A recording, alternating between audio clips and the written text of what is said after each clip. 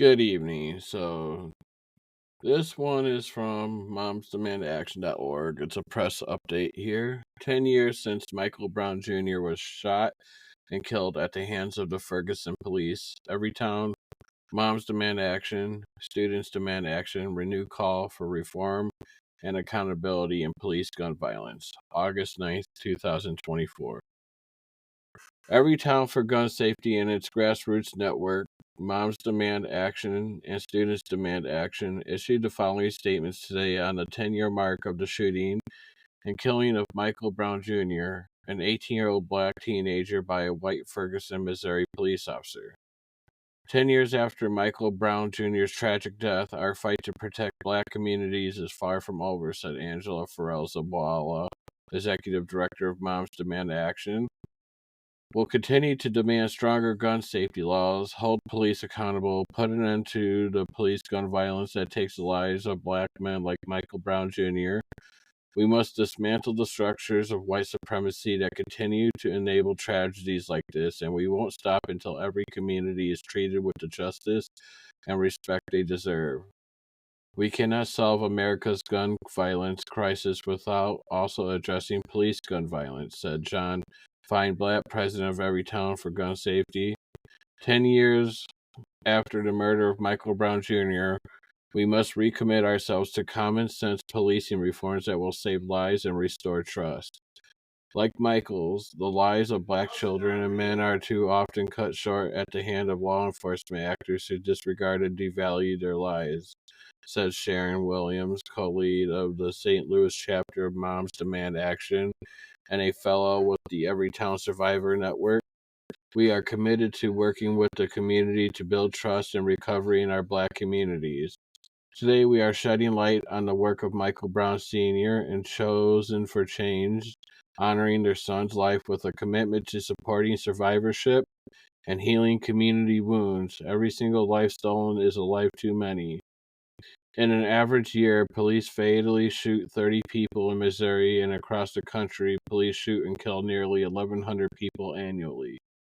Black people are victims of police gun violence at a disproportionate rate, and black people are nearly 3 times more likely to be shot and killed by law enforcement than their white counterparts. According to Mapping Police Violence, in Missouri, black people are over 4 times as likely to be killed by police as white people. Missouri has some of the weakest and most extreme gun laws in the country, which have repeatedly led to racist and vigilante shootings across the state and has resulted in the state having the 7th highest rate of gun deaths in the country. To honor of Michael Brown Jr.'s life and the lives of black people unjustly killed by law enforcement in the United States, the Missouri chapter of Moms Demand Action and chapters across the country will be participating in programming over the weekend, including the All Roads Lead to Ferguson Unity Walk today, organized by the Michael Brown Sr. Chosen for Change organization, a nonprofit organization led by Michael Brown Jr.'s father that provides holistic grief support and outreach programs to families who have experienced a traumatic loss. Michael Brown Jr.'s killing led to widespread protests throughout the country and a demand for reform and accountability when it comes to police gun violence. On the 10-year mark of Michael Brown's killing, Everytown recommitted to its policy platform on gun violence by police, which includes the following policies. 1. Pass the federal George Floyd Justice in Policing Act. The George Floyd Justice in Policing Act is a sweeping approach to hold police accountable and discriminatory practices by law enforcement, including racial profiling, and help build trust between law enforcement and the communities they serve. This bill, which was named to honor George Floyd Jr., a black man murdered by police officers in Minneapolis in 2020, was first introduced in 2020. This bill would, among other things, help ensure that law enforcement officers who violate their oaths to protect and serve their communities are held accountable, require training for federal law enforcement officers on racial profiling, as well as the duty to intervene where another officer is using excessive force, and set use of force standards and improve law enforcement transparency, including through dashboard and body cameras for federal law enforcement officers, data collection on police misconduct, and public reporting requirements for use of force incidents. 2.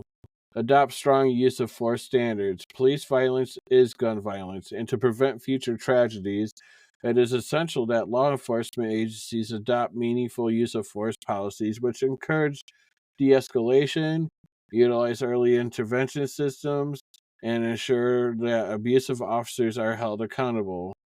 Research suggests that implementing specific use of force policies can save lives. One 2016 study of 91 large police departments found adoption of use of force reform policies like ban on chokeholds and strangleholds, use of force continuum, de escalation, duty to intervene, restrictions on shooting at moving vehicles, and warning before shooting was associated with fewer people killed by police. Police should be barred from using deadly force in nearly all circumstances unless it is necessary to prevent imminent death or serious bodily harm. Nevertheless, many states, including Missouri, have an unacceptably low threshold for allowing use of deadly force, including to effect an arrest or prevent the escape of a suspect that does not present a threat. 3. Increase transparency about use of force, police policies, and procedures. The existing data on police use of force, personnel data, and law enforcement misconduct cost is insufficient and inconsistent across states. Records of public complaints against officers, misconduct investigations, and the discipline imposed as a result, if any, should be accessible to the public. Agencies should be required to publish regular reports about officers' use of force and misconduct investigations.